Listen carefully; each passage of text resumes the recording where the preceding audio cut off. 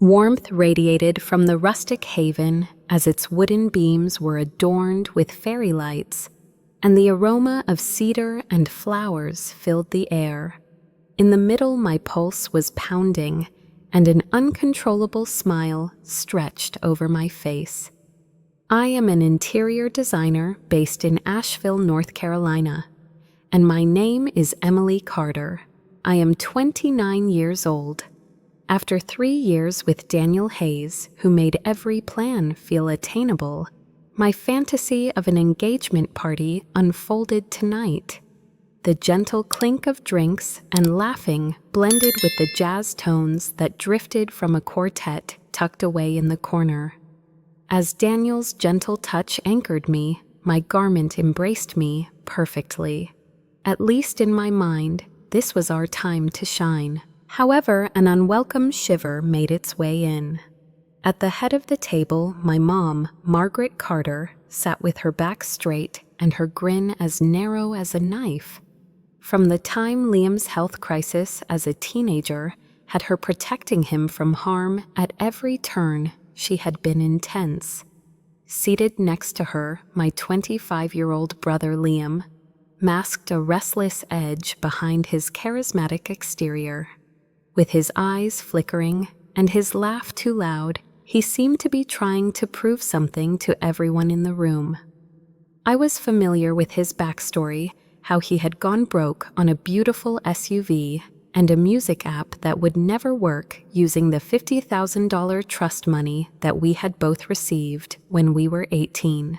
I had been the frugal one, writing my undergraduate budget to its limits so that I could put the remainder up for this wedding and my future with Daniel. Hello, Liam Flash. Not stability was what he pursued. Uneasy as I was, I forced myself to look at the happy faces all around me. Daniel's parents who were grinning, Jenna who was taking pictures at work, and Uncle Thomas whose laugh was as warm as whiskey. Our loved ones were here to support us and the life we had created. As a software programmer, Daniel was my rock. We would dream together of a warm apartment, and who knows, maybe even a porch swing in the future. As soon as I locked eyes with him, he winked, relieving the tension in my chest.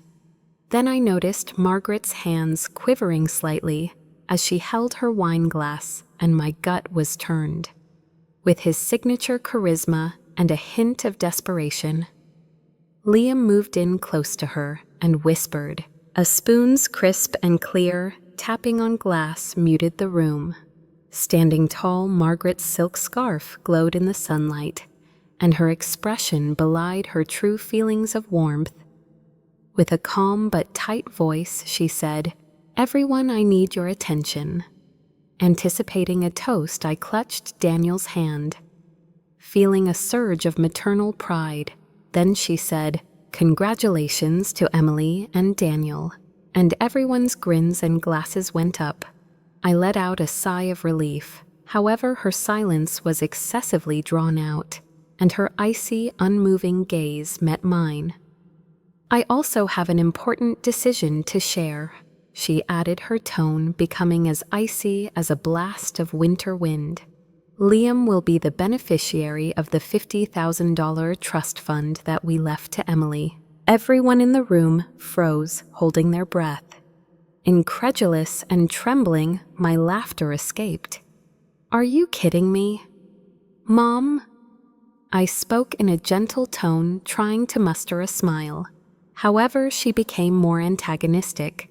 Emily heard her say, "No." Her voice broke the silence. "Coming up shortly is Liam's wedding. Even more so, he requires it. You have a job and a pleasant life. Don't be ungrateful." The final remark was as embarrassing as a public slap. My eyes welled up with tears as my cheeks sweltered. Attendees turned their heads. A cousin averted her eyes as if she were already taking a side. "That's my money," I declared, rising to my feet and speaking with a weak but certain voice. "There are no rules or takebacks. You just gave it to me. I used it to plot out our nuptials and our house. Liam drew nearer, his charisma beginning to fray. His voice was reassuring as he added, Come on, you don't need all that cash." However, his expression was one of terror as he feared being abandoned. The poisonous voice of Margaret cut in. "It has been a bed of roses for you, Emily." Liam had difficulty. His just due is this. As my pulse raced, the space around me seemed to contract. With a hushed whisper, Daniel squeezed his palm around mine. Margaret said, "This isn't fair." Yet, her words resounded like an open sore. The cost of my rebellion was already taking root when I noticed the judgment in the throng and the beginning of murmurs. I was putting my loved ones and my position in their world on the line, not to mention the money I was vying for. I still managed to stand taller. "I am not obligated to anyone," I declared. My voice remained calm. "I don't think so, Liam." As soon as the air crackled and the battle lines were set, I knew this was going to be my life. The weight and sharpness of Margaret's comments lingered like an unsheathed razor in the atmosphere. The reassuring light of the rustic haven went out as the sound of visitors' conversations was drowned out by an eerie stillness. Not a smack, but the ungrateful allegation she hurled at me in front of my loved ones made my cheeks boil. My heart was a knot of anger and indignation as I stood, my hands shaking with fear.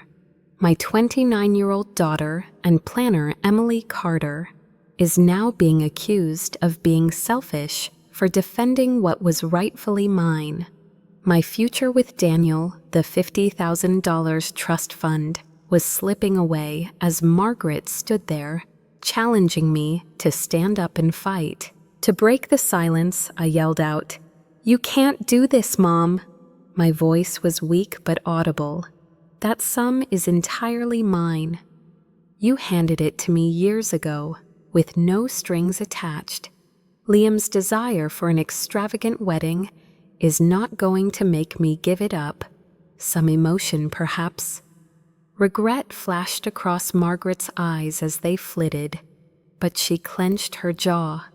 From the time he was a teenager, when he was vulnerable, due to a series of poor decisions, she had protected Liam, who relied on her to clean up after him.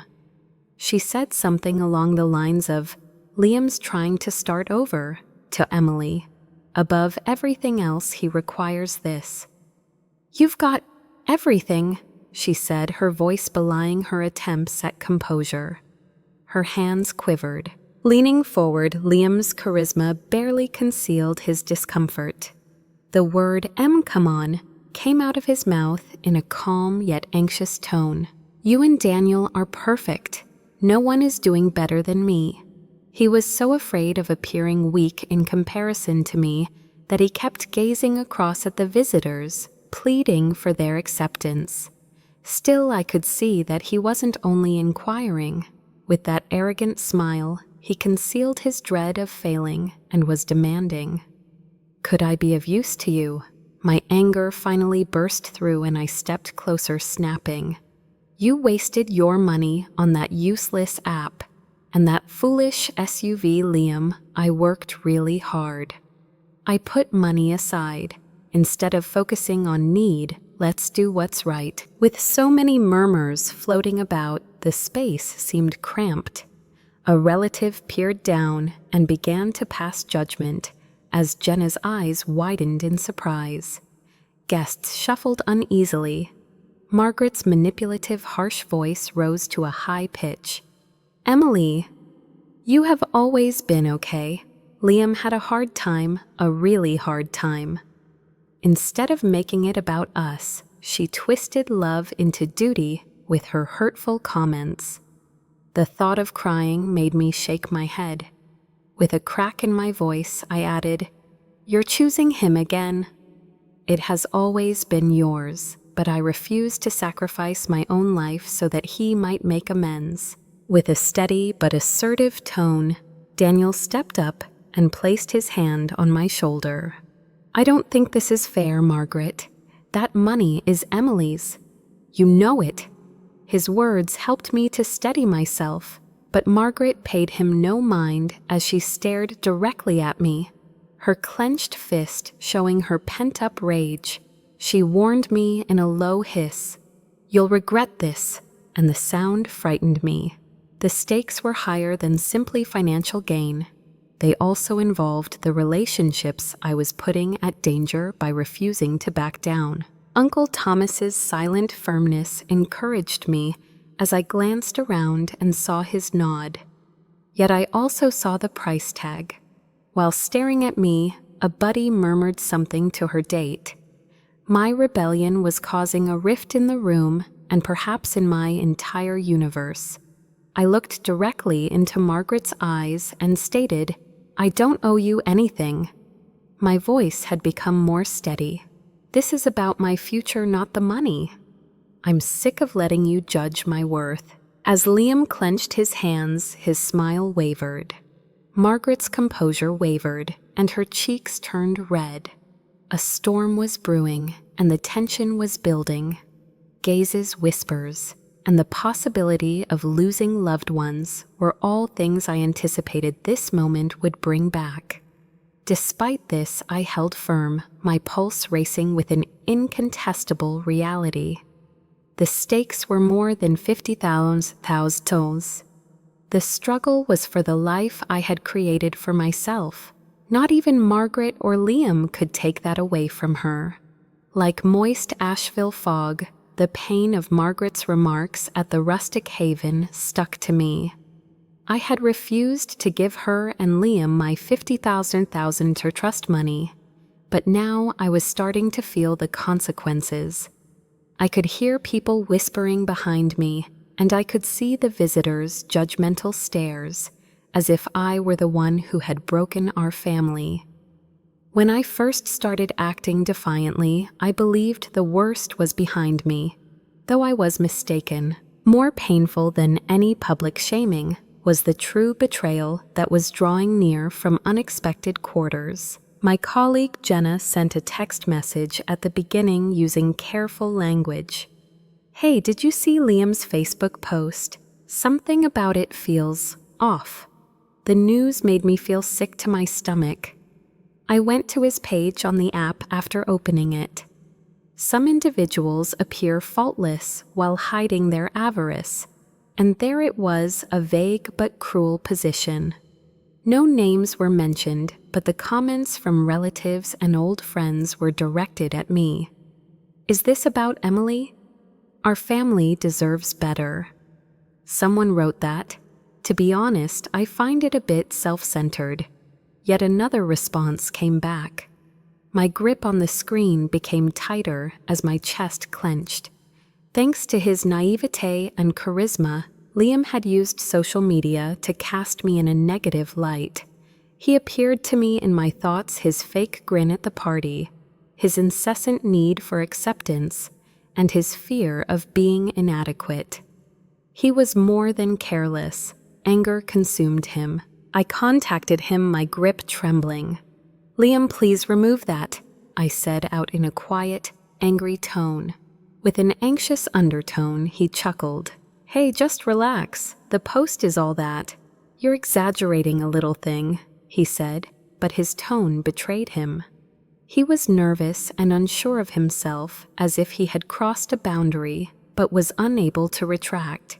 "You're attempting to destroy me," I said, my voice quivering, "because I am not going to part with my money to you." He hesitated before murmuring, "You don't understand. That's low even for you." "This is getting too much for me, Em." The conversation abruptly stopped, leaving his remarks resonating.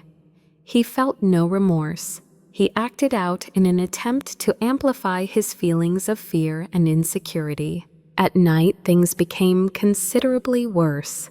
A downtown coffee shop was suggested as a meeting place by Sarah Bennett, my best friend from high school. To get me out of this jam, I had hoped she'd be my rock. However, when her fingers twisted her scarf, She refused to look me in the eye.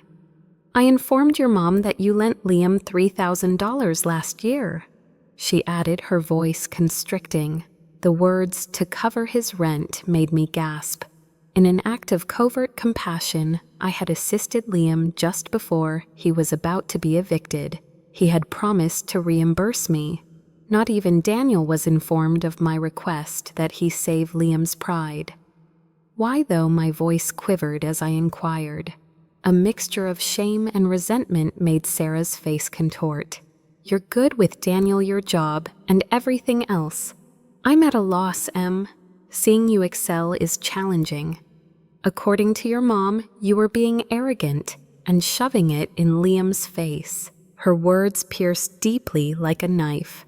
Margaret had altered Sarah's confession in a way that made Liam even more resentful. With tears streaming down my face, I murmured, "You were my family." Margaret's quivering hands during the party and her overwhelming desire to protect Liam from his own shortcomings were visible to me. "You couldn't, could you?" After Sarah averted her eyes and said, "I'm sorry," it was already too late. The chilly mountain air felt good against my damp cheeks as I stepped outside. At home, Daniel comforted me by holding me as I cried into his calm voice. "I'm in your hands, Em, and Uncle Thomas as well. We're sufficient, although the world seemed more diminutive and harsh." Coworkers' expressions shifted to one of suspicion as they spoke behind my back. After taking Margaret at her word, the aunts and uncles stopped phoning. The Post and Sarah's treachery weren't only assaults. Isolated and changed in every way imaginable, they were causing me to doubt my struggle for justice. Still, something began to ignite inside. It was their hope that I would crumble, relinquish the money, and disappear.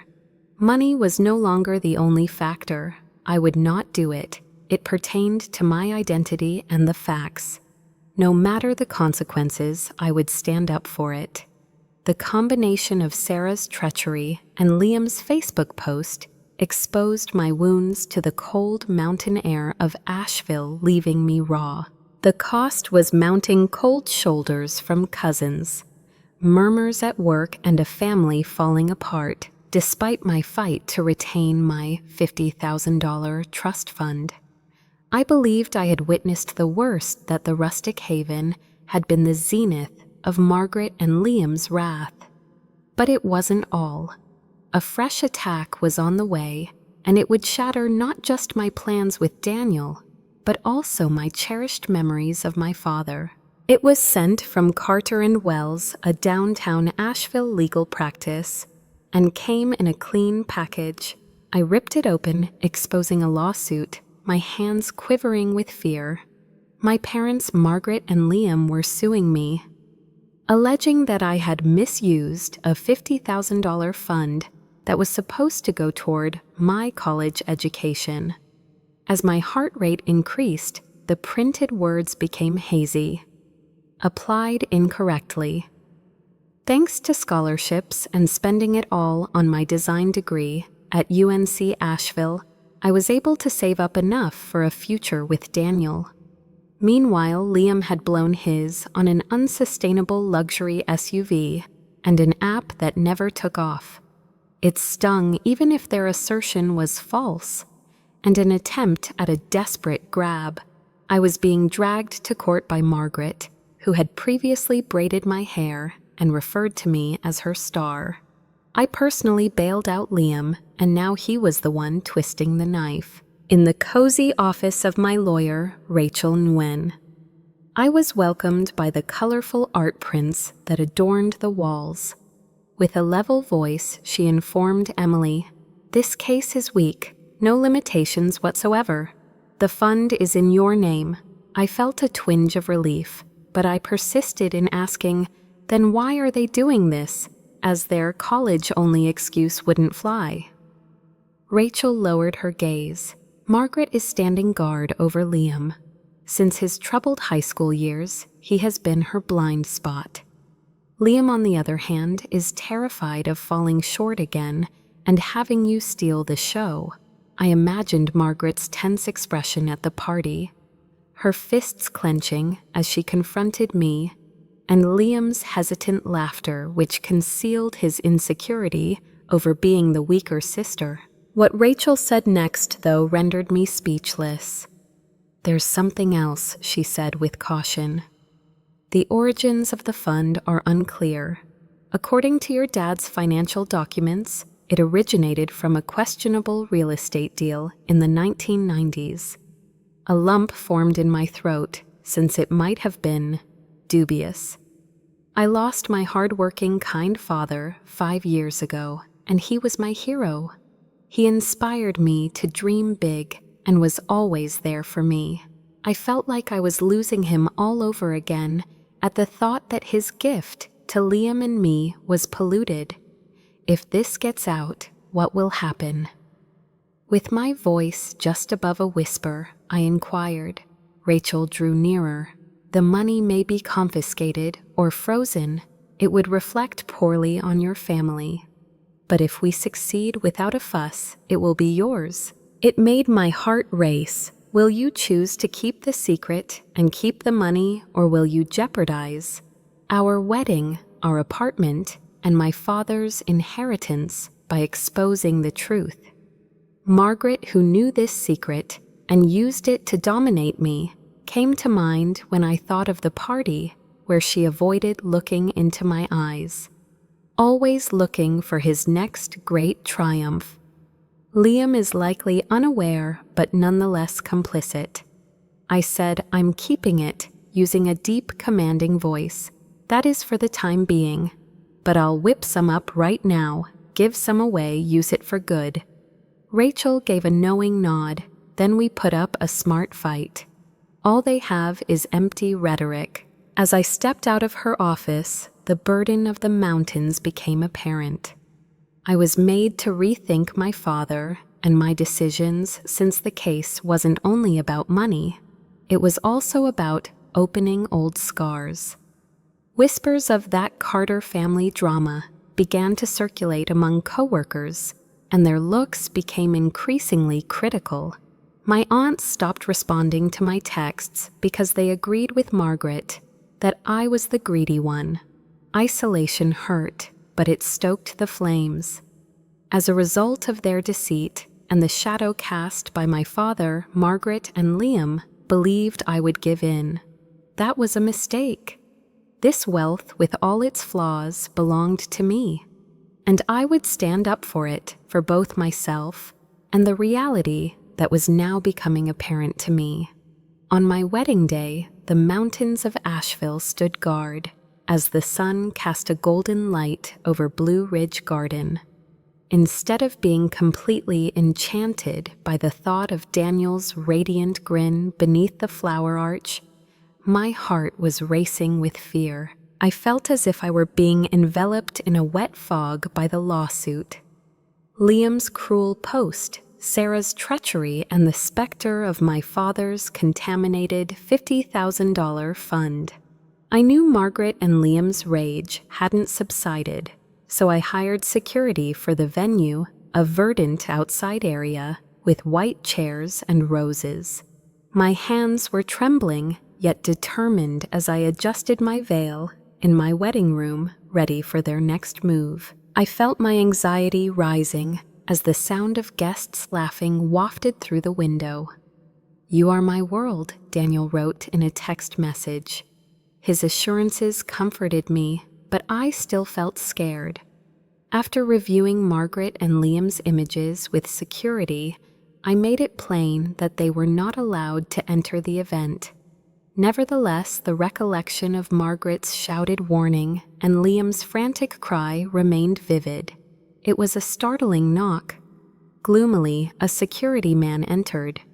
"Miss Carter," he said, "we caught a person slipping in the rear gate. Got a speaker set up to play a message that was already recorded.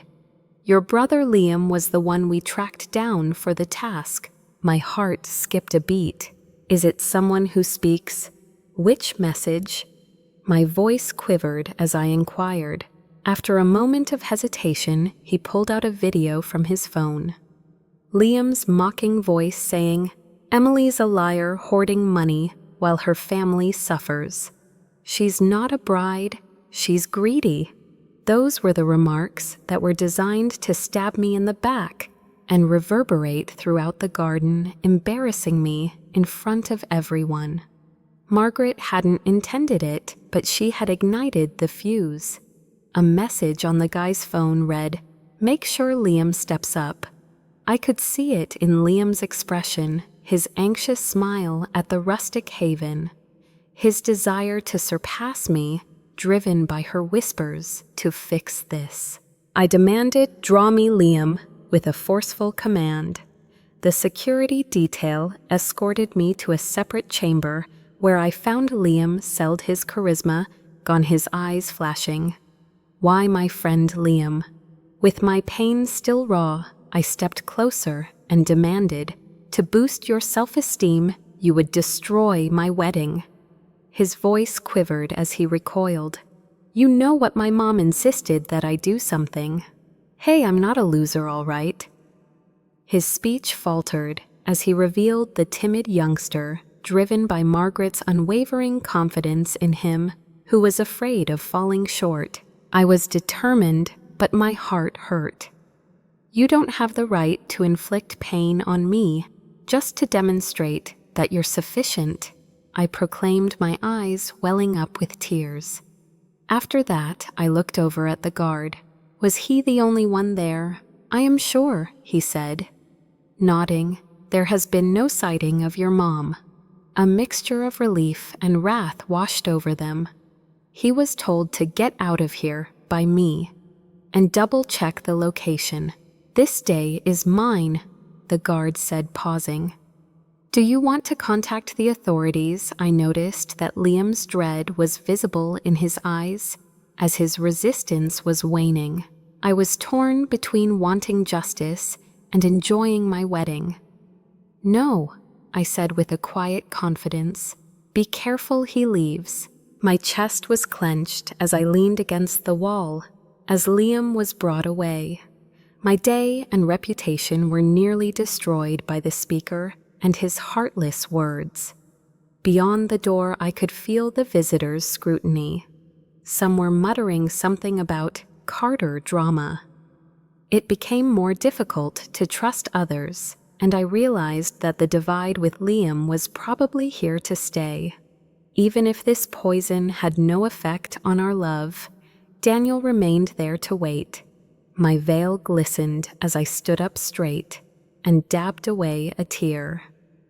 Under Margaret's influence, Liam attempted to break me.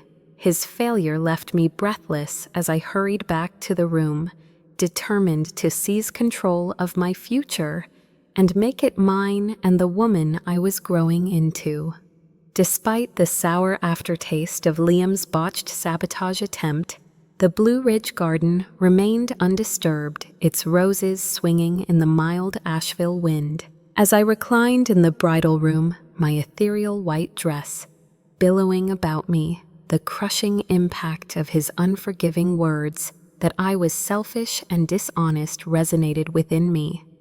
Margaret's text to him pleading with him to step up showed her anxiety for Liam's future and his potential demise as a result of his own shortcomings. A youngster ensnared by her expectations and his own fears. Liam's eyes widened with terror as he was apprehended, revealing a fleeting hint of remorse. However, their suffering did not obliterate my own. A $50,000 money a day and my identity were all targets of their attempts to defraud me. Still, I stood here stronger than I had ever imagined. As I closed my eyes, a whirlwind of events from the previous weeks rushed past me. Margaret's antagonism at the rustic haven, Liam's incriminating post, Sarah's treachery, and the lawsuit that jeopardized their future together. My family-centered fantasies had crumbled with each strike.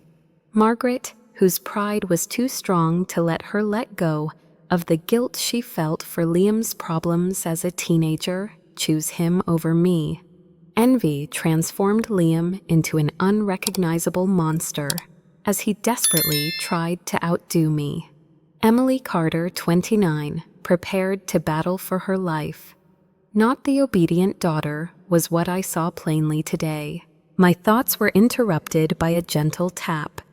Daniel sneaked in his tuxedo neat and his worried eyes warm.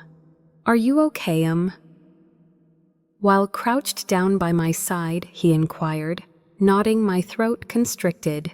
With that speaker and that message, Liam attempted to destroy us. Nevertheless, he has departed. It was me who stopped him. My voice faltered, but my will remained unwavering. With a firm grasp, Daniel's hand came down to mine. "You're tougher than they'll ever know." He whispered, his grin sweet. We're tied the knot today," as I leaned against him and said, "I'm ready, because of you." I made it clear that nothing could stop us. My attorney, Rachel Nguyen, texted me when my phone rang. "We have the judge's favor. The mess that is Liam's financial records doesn't affect your fund. Concentrate on your promises." A wave of clean, brilliant relief washed over me. This wedding and our flat were protected by the $50,000 that I had. The lawsuit, which was founded on Margaret's deceit and Liam's avarice, was beginning to crumble. However, the dubious dealings my father was involved in and the fund's nefarious history continued to haunt me. Turn its darkness into light by donating a portion. I had kept my ground, and for the time being, it was a win. I rose up, adjusting my veil, while my heart remained calm. I had been transformed by the wars. Coworkers' hushed murmurs intensified, casting doubt on my family drama. My aunts and uncles chose Margaret's side and remained silent. Liam and Margaret's estrangement was probably permanent, and trust seemed precarious.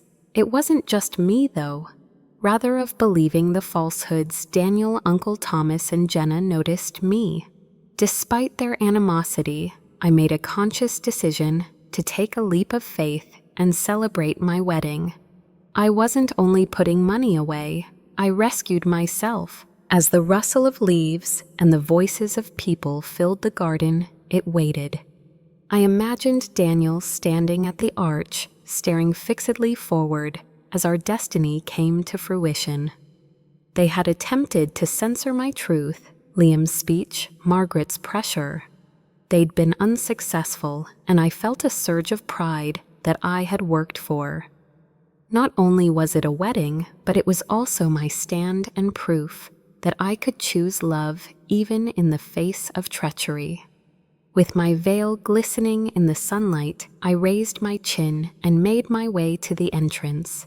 I was prepared for Daniel, for our life together, for the woman I would become, even though the struggle was far from done. Amidst the gentle swaying of its wildflowers, the Blue Ridge garden glistened in the warm light of Asheville's sun. Standing at the brink of the aisle, my heart calm, yet full, my white dress gentle on my skin, now like shadows disappearing at midday.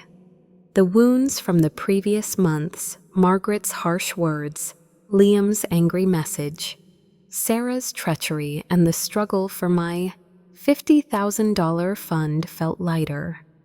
They were having a bad day. It was a triumph forged from my every tear and every stance I had made. It belonged to Daniel and me. I had battled for this moment. I was 29 years old, and my name was Emily Carter. Uncle Thomas's eyes were warm as he wrapped his arm around mine. "You're radiant, Em," he murmured. "Sure, let's do this."